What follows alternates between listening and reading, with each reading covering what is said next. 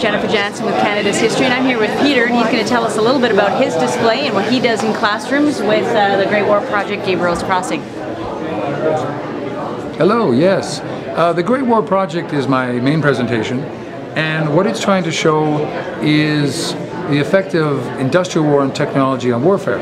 Give an example. The machine gun model here is, for all intents and purposes, as modern now as it was back 100 years ago. World War I was a 21st century technology fought in the early 20th century war with 19th century outmoded thinking and tactics. And a lot of kids don't get that. They don't realize that the rifle I'm carrying, the #1 Lee Enfield, is as modern now as it ever was. I could, if it were working, deactivate it. I could go out to Canadian Tire, buy 3 or 3 cartridges and hunt today with it. But 100 years ago, this was new, as yet not untried technology.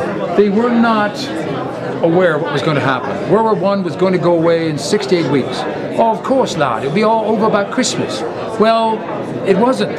And the death toll got worse and worse. Now, were the people at home told about it?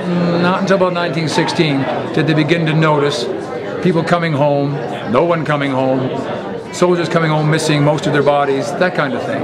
It was a war on a scale they'd never seen. Up to that point, generally, wars were professional soldiers fighting amongst each other, maybe 20,000 casualties in a whole war. Countries would still trade with one another, but an industrial, all-out, who's going to run out of money first war was the American Civil War, and finally, of course, the first Great War, the First World War I. So when you go to classrooms, you're explaining what Gabriel's Crossing is and bringing in all this material? Gabriel's Crossing is my own one-act play on Luriel's General. And I followed the history that we know of him, but he was illiterate, spoke 7 native languages and dialects, but he's generally not remembered. As I used to joke, Louis Riel is a typical Canadian hero. He reached for glory, faltered, and was hung. Gabriel Dumont died of old age in around Batoche, 1906, virtually forgotten.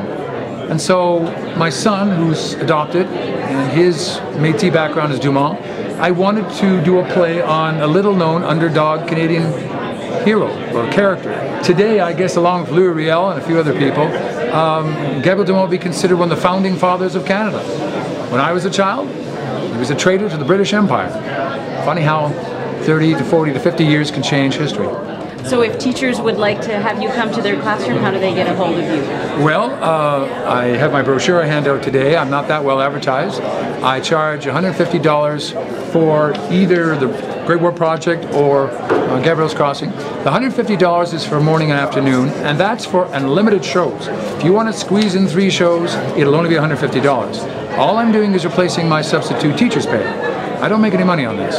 And for those of you, of course, who have me outside the city, there'd be gas costs, but then you get me for a whole day and I can just keep on doing shows. I recently did Gabriel's Crossing for Saint-Pierre-Joly, the school system down there, and he took me at my word. He'd never seen the play, and he said, well, do 3 shows back to back. And he was quite delighted. He had no idea he was getting a full play, and well, frankly, it could have been anything. And you bring lots of material so the kids can take a look at that as well? So one's a play, and of course, one's a presentation. Okay, that sounds very interesting. Thank you very much. Well, thank you.